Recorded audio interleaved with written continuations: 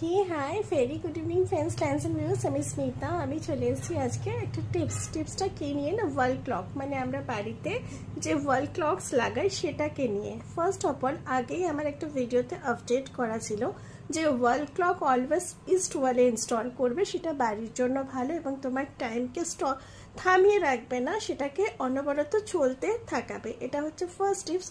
And second টিপ, এটা তো already আমি দিয়েই রেখেছিলাম। And second thing, pendulum watch যেগুলো হয়, মানে পেন্ডুলাম ওয়াচ নয়, ওয়াল ক্লকস, অনেকের বাড়িতেই আমি দেখি বাস্তু করতে গিয়ে, অনেক ক্লায়েন্টের বাড়িতেও দেখেছি, অনেক রিলেটিভসের বাড়িতেও দেখেছি এরকম পেন্ডুলাম ওয়াল ক্লক ওয়ালে হ্যাং করে রাখা আছে।